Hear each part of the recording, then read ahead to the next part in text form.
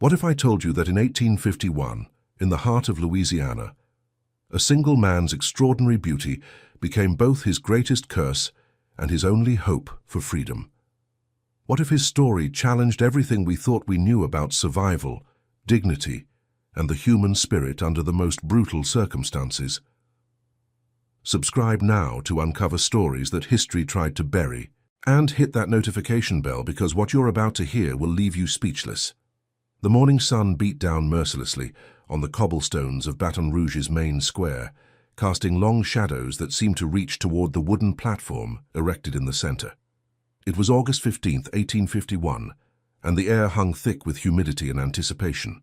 The smell of magnolia blossoms mixed with the acrid scent of sweat and fear, creating an atmosphere that was both beautiful and terrifying. Maxwell stood on that platform, his 6'2" frame commanding attention even in chains. At 25 years old, he possessed a striking combination of features that made even the most hardened slave traders pause. His skin was the color of burnished copper, his shoulders broad and powerful from years of labor, yet his face held an aristocratic quality that seemed almost out of place in these circumstances. High cheekbones, deep-set amber eyes, and a jawline that could have been carved from marble. Maxwell was, as the auctioneer would soon proclaim, the handsomest slave ever to grace this platform. But Maxwell's beauty was no accident. It was the result of careful breeding, meticulous grooming, and years of preparation by his previous master, Colonel Beauregard Thornfield of Charleston. Thornfield had acquired Maxwell's mother, Celeste, specifically for her striking features, and had arranged her union with Caesar, a man chosen for his impressive physique and intelligence. Maxwell was their only child, and from the moment he drew his first breath, he was destined to be a showcase, a living testament to Thornfield's ability to produce the finest human specimens. "Ladies and gentlemen," the auctioneer's voice boomed across the square, cutting through the murmur of the growing crowd. "Today we present to you a truly exceptional offering. This here is Maxwell, 25 years of age, trained in carpentry, blacksmithing, and household management. But more than his skills, observe his remarkable bearing, his uncommon beauty." The crowd pressed closer, a sea of faces representing the cream of Louisiana society. Plantation owners in their finest suits, their wives fanning themselves delicately while stealing glances at Maxwell, merchants calculating potential profits, and curious onlookers drawn by the spectacle. Among them stood families whose names would echo through Louisiana history: the Boudreaux, the Thibodeaux, the Landrys, all eyeing Maxwell with varying degrees of interest and intent. Maxwell kept his gaze fixed on a point just above the crowd's heads, a technique he had learned years ago to maintain his dignity while being displayed like livestock. But his mind was racing. He had been sold before, this was his third auction, and each time had brought new horrors, new masters who saw his appearance as either a prize to be displayed or a threat to be contained. His first master after Thornfield had been a wealthy widow in Natchez, who had purchased him primarily as a conversation piece for her salon gatherings. She would dress him in fine livery and have him serve tea to her guests, who would comment on his exotic beauty as if he were a rare orchid. The humiliation of being treated as a decorative object had been almost unbearable, but it was nothing compared to what came next. His second master, a brutal overseer named Jeremiah Cask, had bought him specifically to break his spirit. Cask had recognized that Maxwell's striking appearance made him dangerous. Slaves who looked like Maxwell could inspire others, could become symbols of resistance. For 2 years, Cask had tried every method of degradation and torture to crush Maxwell's will, but somehow, impossibly, Maxwell had endured. Now, standing on this platform in Baton Rouge, Maxwell wondered what fresh hell awaited him. The bidding hadn't even begun, and already he could see the hunger in some eyes, the calculation in others. But there was something else, a figure at the edge of the crowd that caught his attention. She was a young woman, perhaps 20 years old, with auburn hair pinned severely back and wearing a dark blue dress that spoke of wealth but not ostentation. What struck Maxwell wasn't her appearance, though she was undeniably beautiful in a refined way, but her expression. While others in the crowd looked at him with desire, disgust, or commercial interest, her green eyes held something different, a kind of recognition, as if she saw not a commodity, but a person. "We'll start the bidding at $500, the auctioneer announced, and Maxwell felt his stomach clench. 500 was already more than most slaves brought. His beauty, his skills, his very existence had been commodified to the point where he was worth more than some men would see in a lifetime. 600, called out a portly man in a cream-colored suit. 700, countered a woman with elaborate ringlets and a parasol. The young woman with the auburn hair hadn't moved, hadn't raised her hand or called out a bid. She simply watched, her expression growing more troubled with each escalating offer. Maxwell found himself hoping, irrationally, that she wouldn't bid. Something about her suggested she might be different, and he couldn't bear the thought of being disappointed again. $1,000. The voice came from the back of the crowd, and heads turned to see who had made such an aggressive bid. It was Lucien Boudreau, one of the wealthiest plantation owners in the parish, known for his collection of exceptional slaves and his particular tastes. A murmur ran through the crowd. $1,000 was an extraordinary sum, enough to buy a small farm or a dozen ordinary field hands. Maxwell felt a chill run down his spine. He had heard whispers about Boudreau, about the beautiful slaves who entered his plantation and were never seen again. The young woman's face had gone pale, and Maxwell saw her hands clench into fists at her sides. For a moment, their eyes met across the crowd, and in that instant, Maxwell saw something that gave him the first spark of hope he had felt in years. She was angry, not at him, but for him. She understood somehow what this auction represented, what his life had become. "Do I hear 1,100? The auctioneer called out, his voice rising with excitement. This was clearly the most profitable auction he had conducted in months. The silence stretched out, heavy and oppressive. Maxwell could feel sweat beading on his forehead despite his efforts to remain composed. His future hung in the balance, and he was powerless to influence it. All he could do was stand there, a prize to be won, a life to be purchased. Then, clear and strong, a voice cut through the silence. $1,200. Every head in the crowd turned toward the speaker. It was the young woman with the auburn hair, and she was looking directly at Maxwell as she spoke. Her voice didn't waver. Her posture remained straight and determined, but Maxwell could see the slight tremor in her hands that betrayed her nervousness. The crowd erupted in whispers and gasps. A young, unmarried woman bidding on a male slave, and such a sum, was scandalous beyond measure. But she stood her ground, ignoring the stares and murmurs, her green eyes never leaving Maxwell's face. Lucien Boudreau's face had darkened with anger and surprise. He clearly hadn't expected competition, especially not from this quarter. 1,300, he called out, his voice sharp with irritation. 1,400, the young woman responded immediately, as if she had been expecting his counterbid. Maxwell's heart was pounding now. He didn't know who this woman was or what her intentions might be, but something told him that his life, and possibly his soul, depended on the outcome of this bidding war. The crowd had fallen silent again, sensing the drama unfolding before them. Boudreau was clearly struggling with himself. $1,400 was an enormous sum even for him. His face was red with anger and embarrassment at being challenged so publicly by a mere girl. Maxwell could see him weighing his options, his pride warring with his financial sense. $1,500, Boudreau finally shouted, his voice echoing across the square. The young woman closed her eyes for a moment, and Maxwell saw her lips move in what might have been a prayer. When she opened them again, her resolve seemed even stronger. $2,000. The crowd gasped collectively. $2,000 was an unheard-of sum for a single slave, no matter how exceptional. Even the auctioneer seemed stunned into silence for a moment, before recovering his composure. Boudreau's face had gone from red to purple. He opened his mouth as if to make another bid, then seemed to think better of it. $2,000 was more than he had paid for his last 3 slaves combined. With a curse that made several ladies in the crowd gasp and fan themselves more vigorously, he turned and stalked away from the auction block. "Going once?" the auctioneer called out, his voice cracking with excitement. "Going twice." "Sold to Miss Evangeline Thibodeau for $2,000. As the gavel came down, Maxwell felt his knees nearly buckle with relief and confusion. Evangeline Thibodeau. He now knew her name, though it told him little about what his future might hold. She was already pushing through the crowd toward the platform, her face set with determination, but even as relief flooded through him, Maxwell couldn't shake the feeling that this was only the beginning of his story, not the end. He had been saved from Lucien Boudreau, but what did Evangeline Thibodeau want with him? And more importantly, what price would he ultimately have to pay for this unexpected salvation?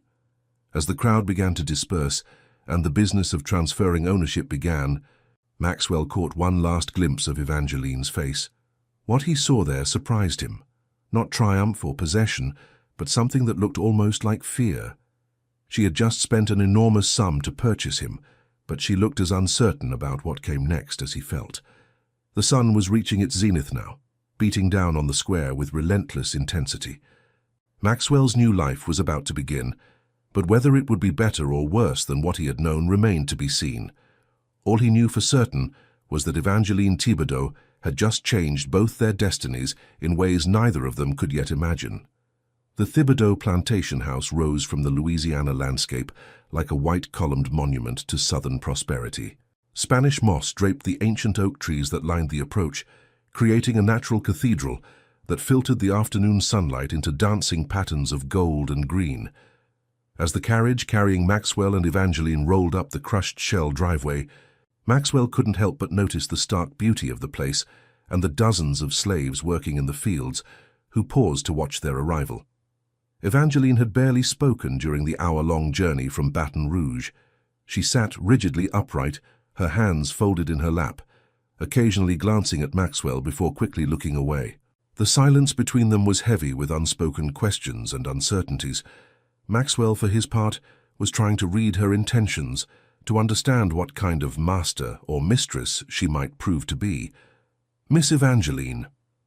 The voice that greeted them as the carriage stopped belonged to a middle-aged black woman who hurried down the front steps with obvious relief. "Thank the Lord you're back safe. Your father's been pacing the library like a caged panther since you left this morning." "Thank you, Mama Celine," Evangeline replied, and Maxwell noted the genuine warmth in her voice when she addressed the older woman. "Is he very angry?" "Angry ain't the word for it, child. He's been muttering about foolish girls and reckless spending for the better part of 2 hours." Mama Celine's eyes moved to Maxwell, taking in his impressive stature and handsome features with a knowing look. "I see you went through with it." Evangeline's cheeks flushed pink. "We'll discuss it later, Mama Celine. For now, could you please show Maxwell to the quarters and see that he's given something to eat? It's been a long day." "Of course, Miss Evangeline, but you best go face your father before he works himself into a proper fit." As Evangeline disappeared into the house, Mama Celine turned to Maxwell with an appraising look. "Well, well," she said softly, "so you're the one that's got everyone in such a state. Come on then, let's get you settled." Maxwell followed her around the side of the main house toward a collection of small wooden buildings that housed the plantation's slaves. The quarters were better maintained than many he had seen. The buildings were whitewashed and in good repair, with small gardens beside each door where vegetables and flowers grew in neat rows. "You're lucky," Mama Celine said as they walked. "Miss Evangeline's got a good heart, even if she don't always think things through proper. But her father—" She shook her head. "Monsieur Thibodeau ain't going to be pleased about this purchase, not one bit." "Why did she buy me?" Maxwell asked, the question that had been burning in his mind since the auction finally finding voice. Mama Celine stopped walking and turned to study his face. "You really don't know, do you?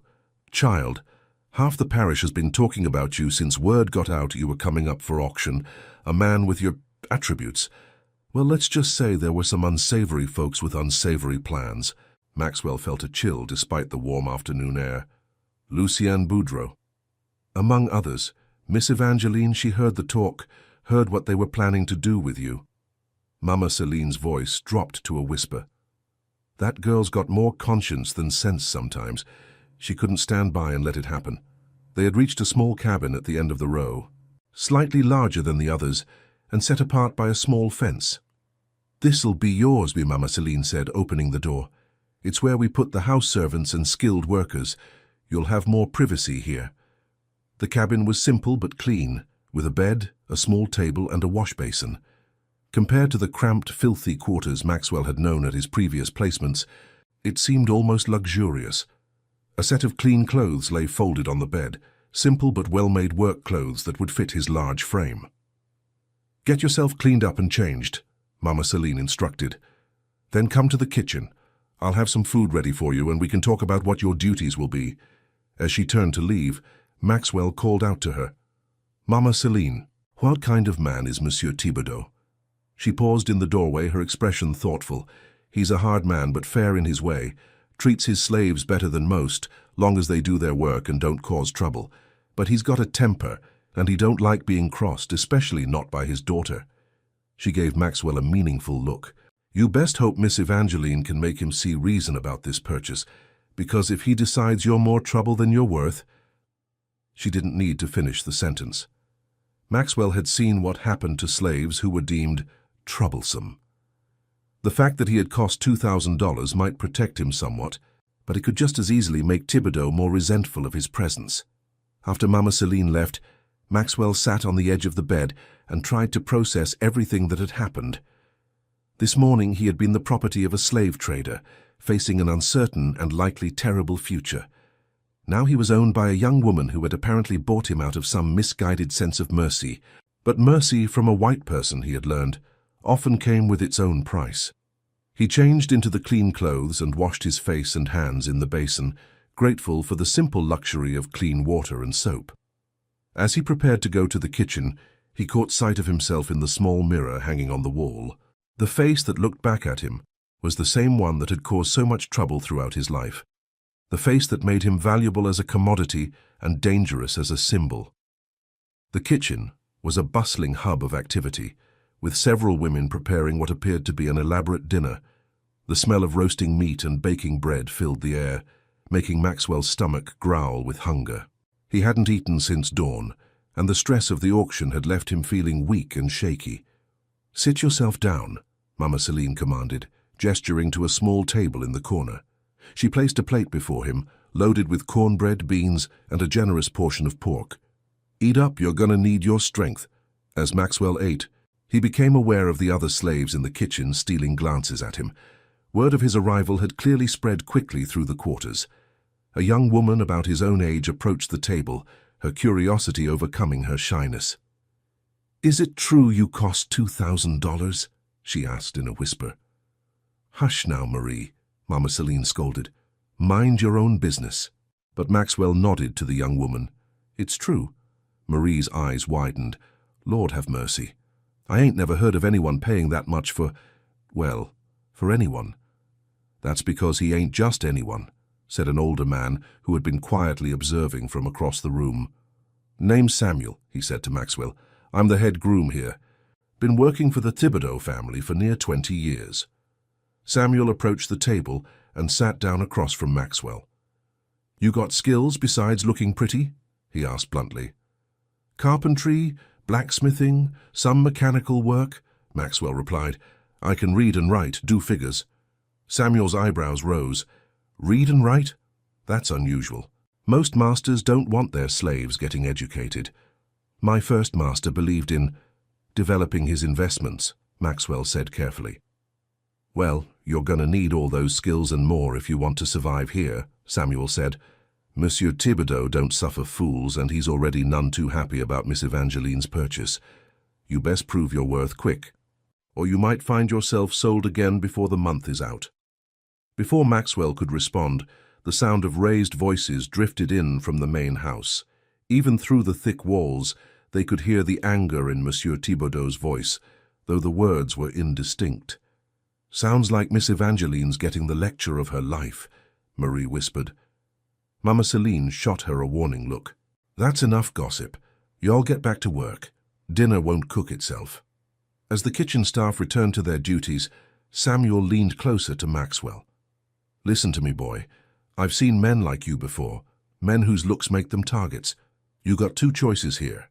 You can try to blend in, keep your head down, and hope nobody notices you, or you can use what God gave you to your advantage. But either way, you better decide quick, because this plantation's about to become a very dangerous place for you." "What do you mean?" Maxwell asked. "Miss Evangeline may have saved you from Boudreaux, but she's just a girl, and girls don't run plantations. Her father does. And if he decides you're a threat to his authority or his daughter's reputation? Samuel shook his head. $2,000 won't save you then. The voices from the main house had grown louder, and now they could clearly hear Evangeline's voice, raised in response to her father's anger. Maxwell couldn't make out the words, but the tone was defiant, determined. "She's got spirit, I'll give her that," Samuel said with grudging admiration. "But spirit only goes so far when you're dealing with a man like Monsieur Thibodeau." As if summoned by their conversation, the kitchen door burst open, and Evangeline herself appeared, her face flushed with anger and her hair slightly disheveled. She looked around the kitchen until her eyes found Maxwell. "You," she said, pointing at him, "come with me, now." Maxwell stood uncertainly, glancing at Mama Celine for guidance. The older woman nodded grimly. "Go on," she said, "and remember what I told you about keeping your head down." Maxwell followed Evangeline out of the kitchen and across the yard toward the main house. She walked quickly, her skirts swishing with each determined step. As they climbed the back stairs to the house, she finally spoke. "My father wants to meet you," she said without looking back. "He's not pleased with my purchase. You're going to need to convince him that you're worth the money I paid for you." "And if I can't?" Maxwell asked. Evangeline stopped at the top of the stairs and turned to face him. In the fading daylight, her green eyes looked almost luminous. "Then we're both in trouble," she said simply. She led him through a series of hallways, lined with portraits of stern-faced ancestors, and into a large library where floor-to-ceiling shelves held hundreds of leather-bound volumes. Behind a massive mahogany desk sat a man who could only be Monsieur Thibodeau. He was perhaps 50 years old, with graying hair and a neatly trimmed beard.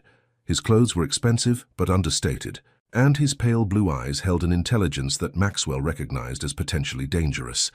This was not a man who could be easily fooled or manipulated. "So," Thibodeau said without preamble, "you're the slave my daughter saw fit to purchase for the outrageous sum of $2,000. His voice was cultured, with only a slight French accent betraying his Creole heritage. "Yes, sir," Maxwell replied, keeping his voice steady and respectful. Thibodeau stood and walked around the desk, circling Maxwell like a buyer examining a horse. "I can see why you commanded such a price," he said finally. "You're certainly impressive. But beauty fades, boy. What else can you offer?" "I'm skilled in carpentry and blacksmithing, sir. I can read, write, and cipher. I've managed household staff and supervised fieldwork." "Educated, are you?" Thibodeau's eyebrows rose. "That's unusual and potentially dangerous. Educated slaves have a tendency to get ideas above their station." "I understand my place, sir," Maxwell said carefully. "Do you?" Thibodeau moved to stand directly in front of Maxwell, studying his face intently. "Because your place has just become considerably more complicated. My daughter seems to believe she's rescued you from some terrible fate, but what she's actually done is create a problem for this entire household."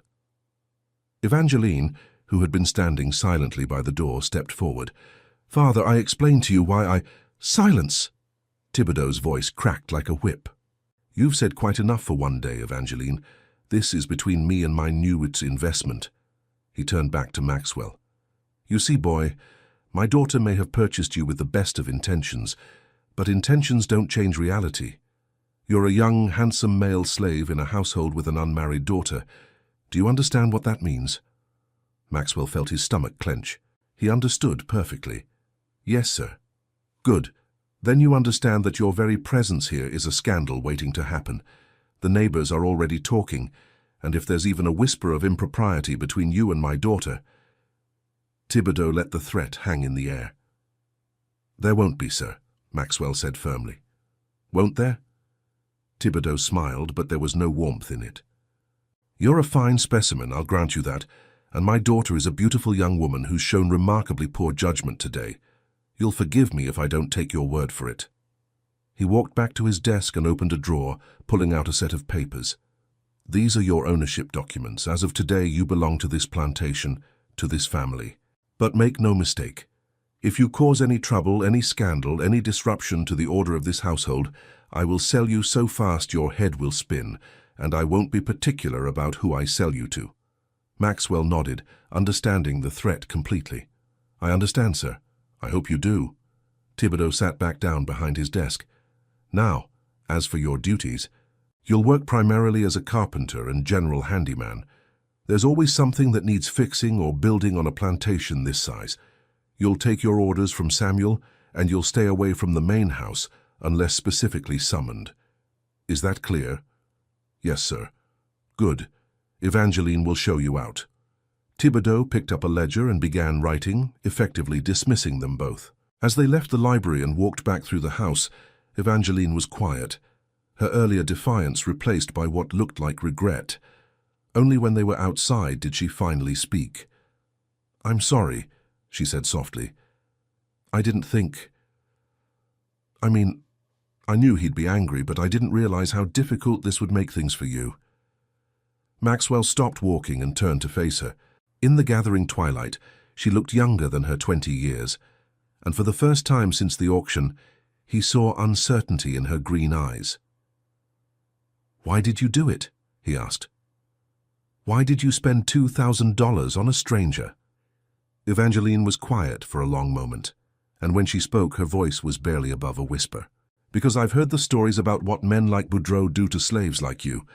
Because I couldn't stand by and watch another human being be destroyed for the entertainment of monsters." She looked up at him, and he saw tears glistening in her eyes. "Because it was the right thing to do, even if it was also the stupid thing to do." Maxwell felt something shift inside his chest, a warmth he hadn't experienced in years. When was the last time someone had seen him as a human being rather than a commodity? When had anyone ever risked anything for his sake? "Thank you," he said simply. Evangeline nodded and turned to go, then paused. "Maxwell, be careful. My father meant what he said about selling you if there's any trouble. And there are people on this plantation who won't be happy about your arrival. People who might try to cause that trouble." "I understand," Maxwell said. "I'll be careful." As he watched her walk back to the main house, Maxwell realized that his situation was even more precarious than he had initially thought. He had been saved from one form of hell, only to find himself in another, more subtle trap. Evangeline Thibodeau had bought him out of compassion, but that compassion might ultimately destroy them both. The night was falling fast now, and Maxwell could hear the sounds of the plantation settling into evening routines. Somewhere in the distance, a slave was singing a mournful spiritual, the melody carrying across the fields like a prayer. Maxwell stood there for a moment, listening to the song and trying to understand what his life had become. He was no longer just a slave. He was a symbol, a scandal, a problem to be managed. His beauty, which had always been his curse, was now more dangerous than ever. But for the first time in years, he also felt something else: hope. Evangeline Thibodeau had seen his humanity, had risked everything to preserve it. Now it was up to him to prove that her faith hadn't been misplaced. As he walked back to his cabin, Maxwell began to formulate a plan. He would work harder than any slave on the plantation. He would prove his worth through his skills and his dedication. He would stay away from Evangeline and avoid any hint of scandal.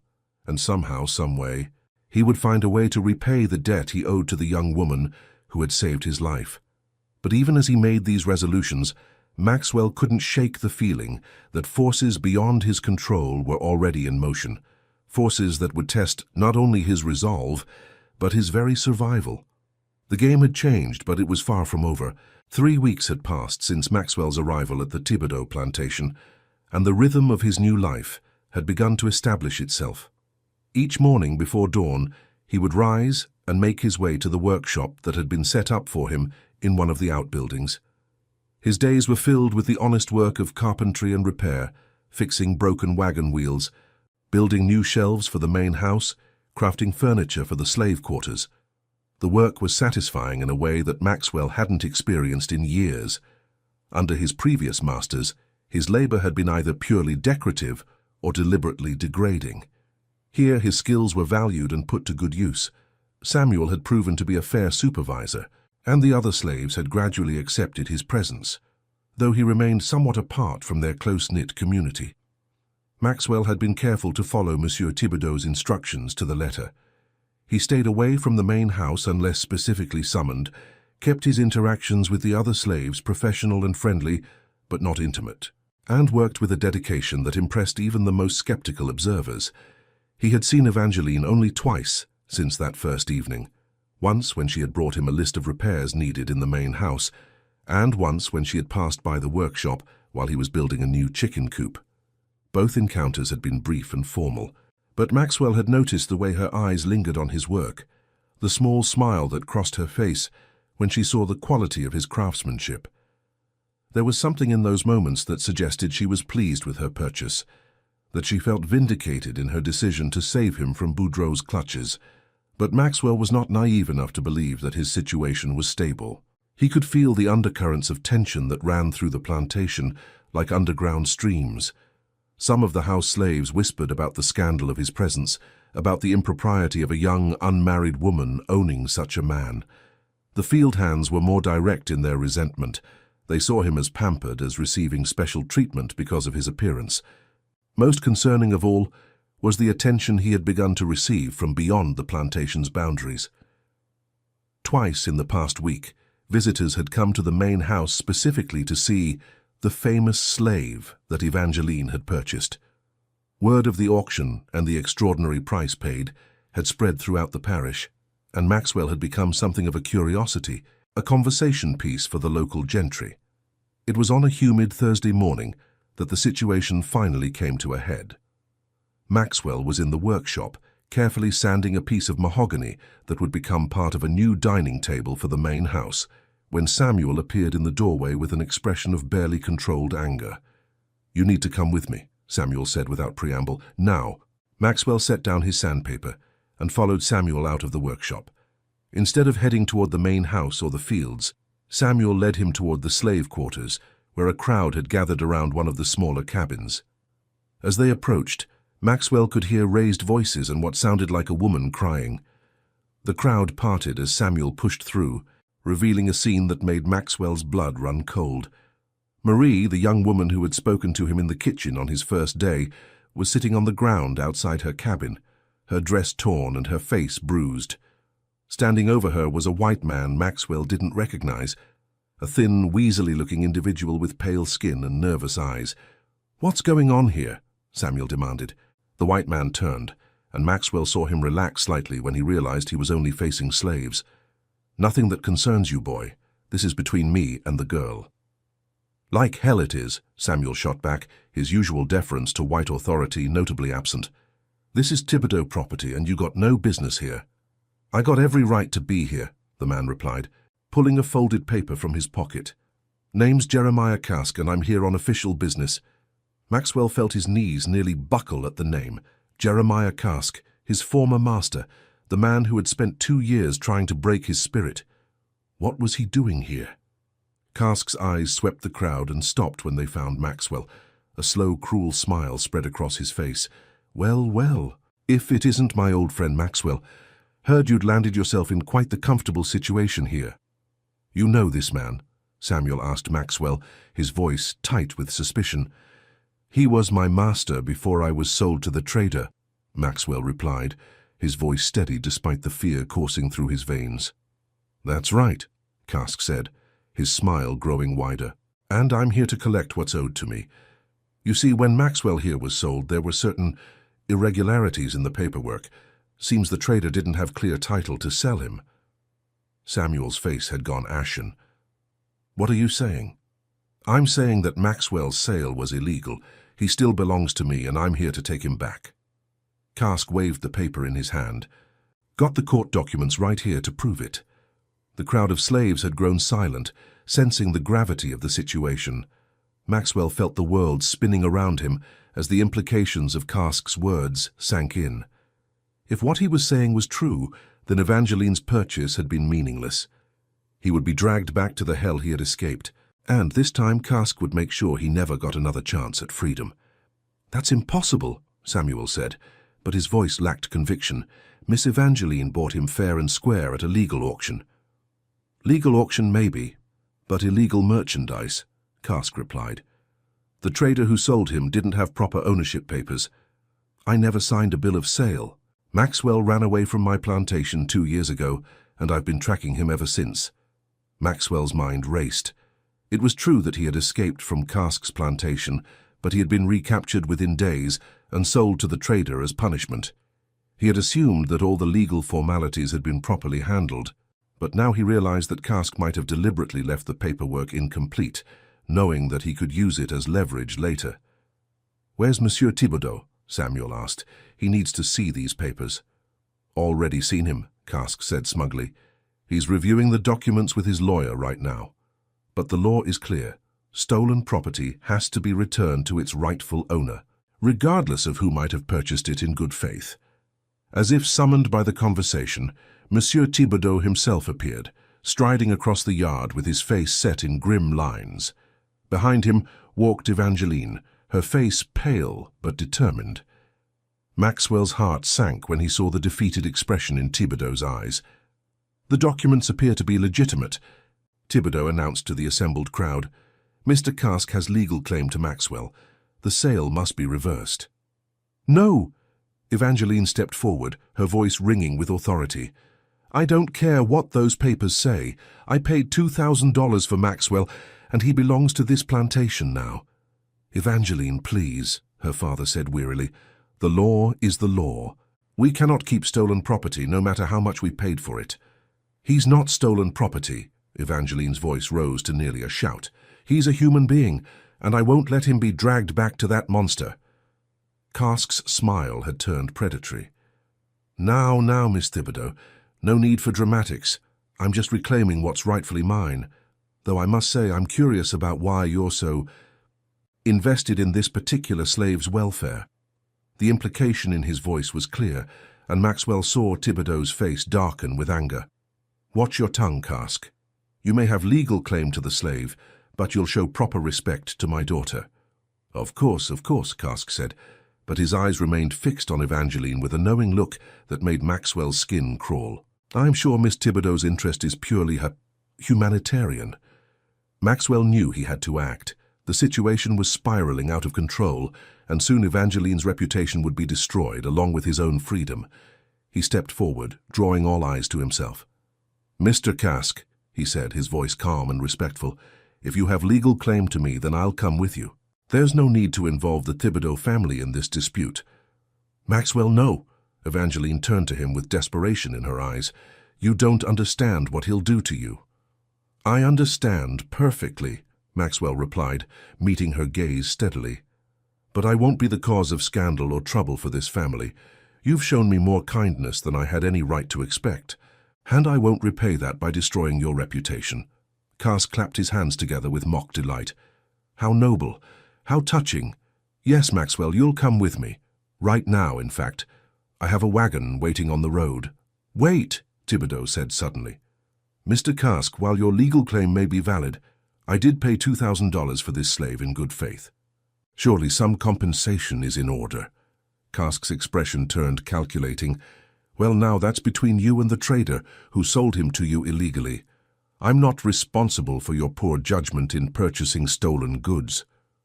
"Perhaps not," Thibodeau replied, "but I'm sure we can come to some arrangement. After all, you wouldn't want word to spread that you're in the habit of selling slaves without proper documentation. It might hurt your business reputation." For the first time, Cask looked uncertain. Maxwell could see him weighing his options, trying to decide how much he could push without creating problems for himself. "I might be willing to discuss some form of compensation," Cask said finally.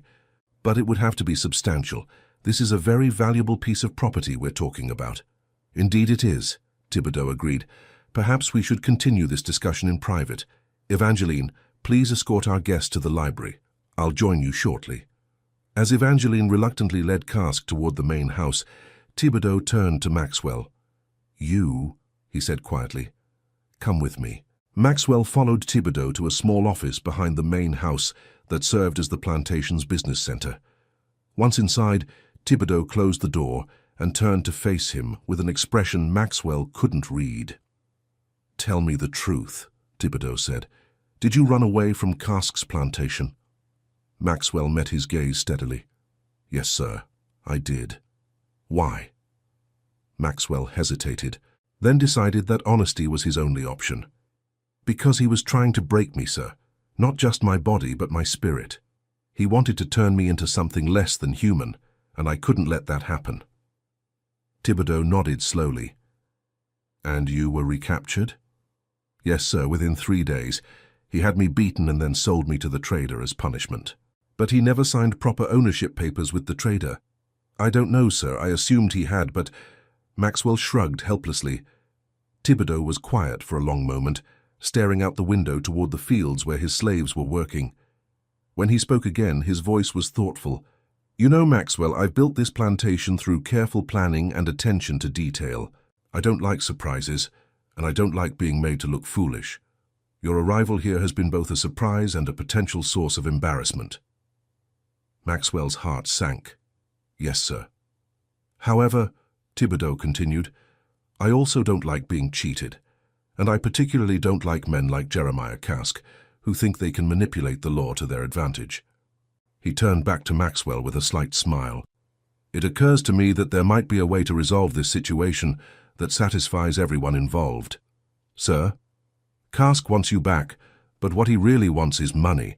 He's probably been planning this little scheme since the day you were sold, waiting for the right moment to spring his trap.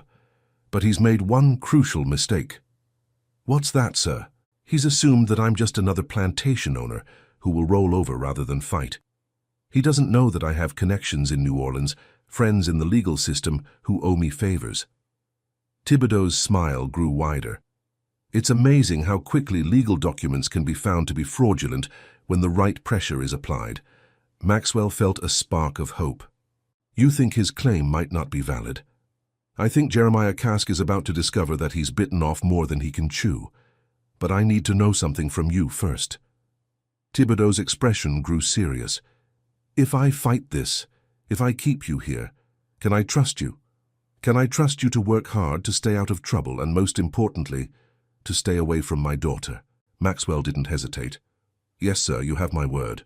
Good, because if you betray that trust, if you cause any scandal or bring any shame to this family, I will personally deliver you to Cask myself. Is that understood? Yes, sir, completely. Thibodeau nodded and moved toward the door. Then let's go see about sending Mr. Cask on his way empty-handed. As they walked back toward the main house, Maxwell felt a mixture of hope and trepidation. He was beginning to understand that Monsieur Thibodeau was a more complex man than he had initially appeared, capable of both kindness and ruthlessness, depending on the situation. The question was whether his protection would be enough to keep Maxwell safe from the forces that seemed determined to destroy him. The confrontation that was about to unfold in the library would determine not just Maxwell's immediate future, but the fate of everyone on the plantation. And somewhere in the back of his mind, Maxwell couldn't shake the feeling that this was only the beginning of a much larger and more dangerous game. The library had never felt smaller to Evangeline as she sat across from Jeremiah Cask, watching him examine the leather-bound volumes on her father's shelves with the calculating eye of a man appraising merchandise. His presence in their home felt like a violation, a corruption of the sanctuary, where she had spent countless hours reading and dreaming of a world beyond the confines of plantation society. Impressive collection, Cask commented, running a finger along the spine of a first-edition Voltaire. Your father's quite the educated man. Pity he's not more careful about his business dealings. Evangeline kept her hands folded in her lap to hide their trembling. My father is the most honorable man I know, Mr. Cask. If there's been any irregularity in Maxwell's sale, I'm sure it can be resolved fairly. Cask turned from the bookshelf with that same predatory smile that made her skin crawl. Oh, I'm sure it can be, Miss Thibodeau. The question is what you're willing to pay for that resolution. What do you mean? Well, now that's an interesting question. Cask moved closer to her chair, and Evangeline caught the smell of whiskey and unwashed clothes. You see, I've been thinking about this situation, and it occurs to me that there might be more than one way to settle our little dispute. Before Evangeline could ask what he meant, the library door opened and her father entered, followed by Maxwell. She felt a rush of relief at their presence, but also noticed the tension in Maxwell's posture, the way his eyes immediately sought out Cask's location in the room. Mr. Cask, her father said pleasantly, settling behind his desk. I trust you've had time to consider my proposal for compensation? I have indeed, Monsieur Thibodeau, and I've come to a decision." Casque returned to his chair, but his eyes remained fixed on Evangeline. "I'm prepared to relinquish my claim to Maxwell in exchange for $3,000. Evangeline gasped. $3,000 was more than her father had paid for their last 3 slaves combined. It was an outrageous sum, clearly designed to be impossible to meet. "That's highway robbery," her father said calmly. "The slave cost my daughter $2,000 at auction. I might be willing to discuss that amount, but $3,000 is out of the question." "Is it?" Casque leaned back in his chair with a satisfied expression. "Because I think you'll find that my terms are quite reasonable, considering the alternative." "What alternative?" Evangeline asked, though she dreaded the answer. "Why, the scandal, my dear Miss Thibodeau. The scandal of a young unmarried woman spending an enormous sum on a handsome male slave. The whispers about what she might want with such a man. The speculation about what might have transpired between them during his time here." Casque's smile was pure malice. "I imagine such talk would make it quite difficult for you to find a suitable husband." The room fell silent except for the ticking of the grandfather clock in the corner. Evangeline felt her cheeks burn with humiliation and anger. She had known that her purchase of Maxwell would cause talk, but she hadn't fully considered how that talk could be weaponized against her. "You're threatening my daughter," her father said, his voice dangerously quiet. "Not threatening, Monsieur Thibodeau, simply pointing out the realities of the situation. Your daughter has placed herself in a very compromising position, and I'm offering you a way to resolve it quietly. $3,000, and I disappear forever. Maxwell comes with me, of course, and there's no more scandal." Maxwell, who had been standing silently by the door, suddenly spoke. "There's another option." All eyes turned to him, and Evangeline saw something in his expression that she had never seen before. A cold, calculating intelligence that reminded her that this man had survived horrors she could barely imagine. "And what might that be?" Casque asked, his voice dripping with condescension. "You could tell them the truth about why you really want me back," Maxwell said quietly. "About what happened to the other slaves like me that you've owned, about what you do to them in that special cabin you built behind your house." Casque's face went white, then red with fury. "You watch your tongue, boy, or what?" Maxwell stepped forward, and despite the chains of slavery that bound him, there was something in his bearing that made Casque shrink back. "You'll beat me, torture me. We both know you're going to do that anyway, but now these good people know what kind of man you really are." Evangeline looked between Maxwell and Casque, trying to understand what was being said, but her father's expression had grown thunderous, and she realized he understood the implications perfectly. "Get out," Thibodeau said, rising from his chair. "Get out of my house, now." "Now see here," Casque began. "I said get out." Thibodeau's voice boomed through the library. "And if I ever see you on my property again, I'll have you shot as a trespasser." Casque stood, his face twisted with rage and humiliation. "You can't do this. I have legal claim." "Your legal claim just became irrelevant," Thibodeau said coldly. "You see, Mr. Casque, I've just remembered something very important. I have a friend in the sheriff's office who's been investigating reports of unusual activities at certain plantations, activities involving the mistreatment of slaves in ways that violate even our rather permissive laws. I think he'd be very interested to hear what Maxwell has to say." The threat hung in the air like smoke from a fired pistol. Casque looked from Thibodeau to Maxwell and back again, clearly calculating his options. Finally, he seemed to deflate. "This isn't over," he said, but the fight had gone out of his voice. "Yes, it is," Thibodeau replied. "And if you're smart, you'll disappear back to whatever hole you crawled out of and never show your face in this parish again." Casque gathered his papers and stalked toward the door, but paused when he reached Maxwell. "You think you've won something here, boy? You think these people actually care about you? You're still a slave, and you always will be. Remember that." Maxwell met his gaze steadily. "I'll remember a lot of things, Mr. Casque. The question is whether you want me to share those memories with the authorities." With a final curse, Casque stormed out of the library. They could hear his boots echoing through the house and then the slam of the front door. A few minutes later, the sound of a wagon departing drifted through the windows. The silence that followed was heavy with unspoken emotions. Evangeline looked at Maxwell with new eyes, seeing not just the beautiful, tragic figure she had rescued, but a man who had survived unimaginable horrors and emerged with his dignity intact. "Thank you," she said quietly. Maxwell shook his head. "I should be thanking you, Miss Evangeline. Both of you. You saved my life today." "We all saved each other," Thibodeau said, settling back into his chair. "But this situation has made something very clear to me. Maxwell, your presence here will always be a source of potential scandal and danger, not because of anything you've done, but because of what you represent to men like Kask." Evangeline felt her heart sink. Was her father about to sell Maxwell after all? "However," Thibodeau continued, "I've also seen today that you're a man of intelligence and courage. More than that, you've proven your loyalty to this family, so I'm prepared to make you an offer." "Sir," Maxwell asked. "I'm going to manumit you," Thibodeau said simply. "I'm going to set you free." Evangeline gasped, and Maxwell staggered as if he'd been struck. "Sir, I don't understand." "It's quite simple. I'm going to draw up papers granting you your freedom.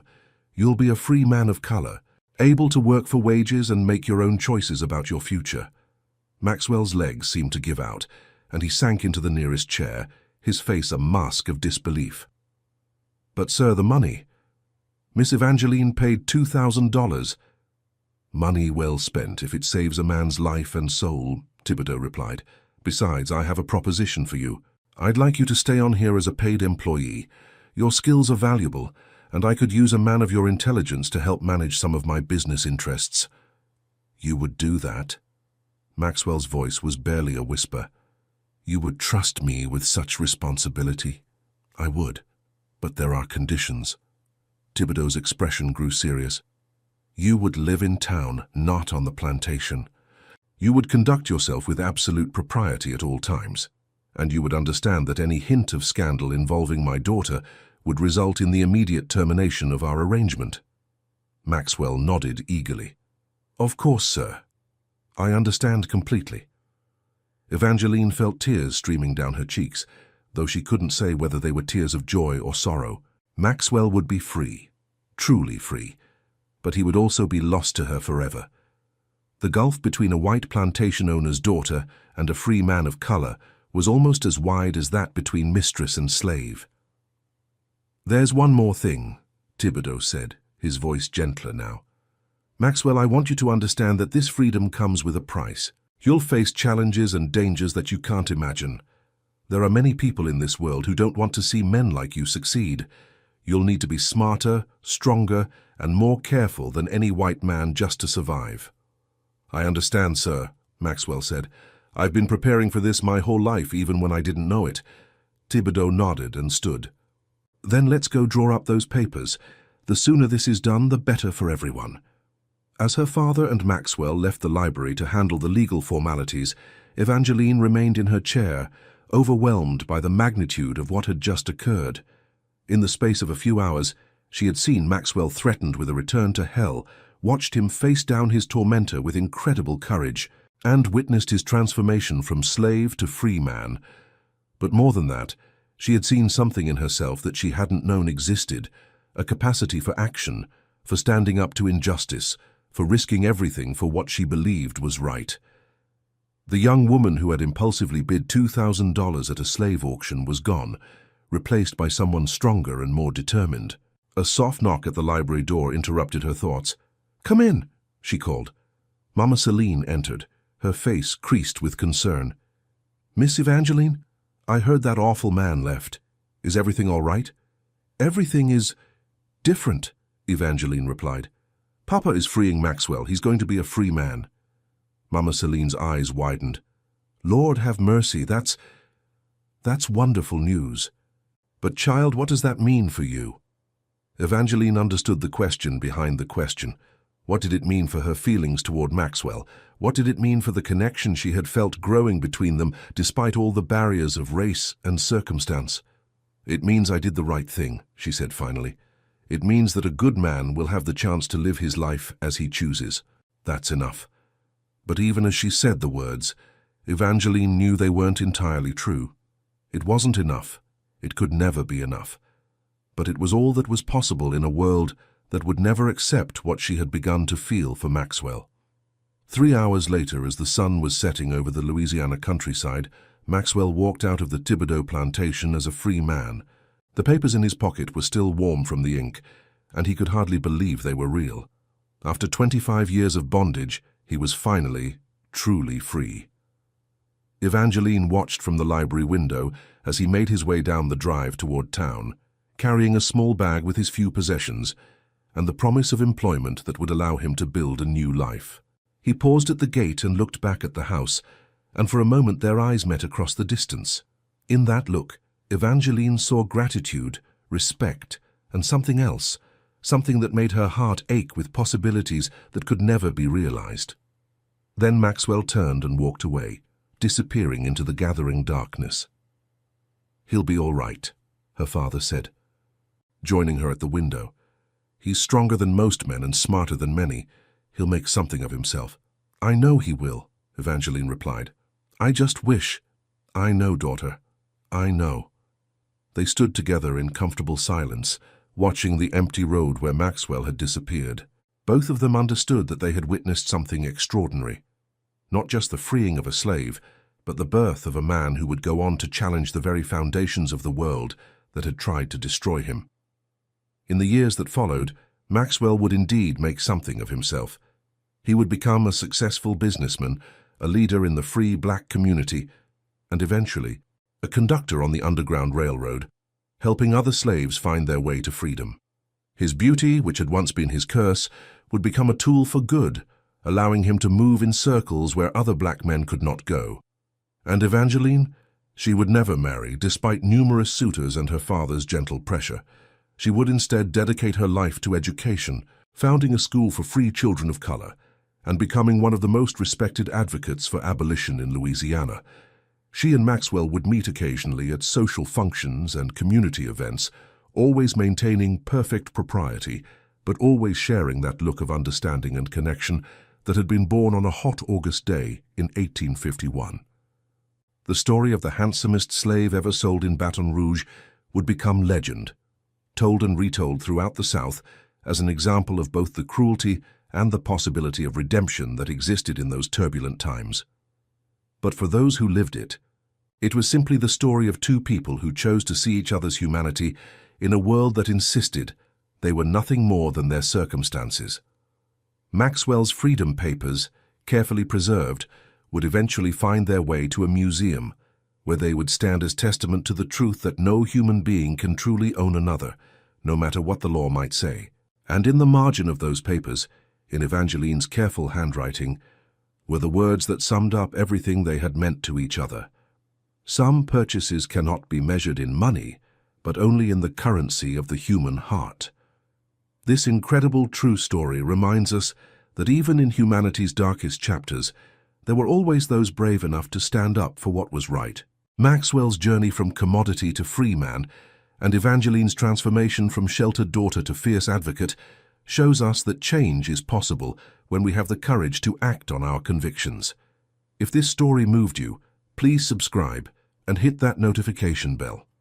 Share this video with someone who needs to hear about the power of human dignity and the courage to do what's right, even when the cost seems too high to bear. History is full of untold stories of ordinary people doing extraordinary things, and we're here to bring them to light, one story at a time. What other historical stories would you like us to explore?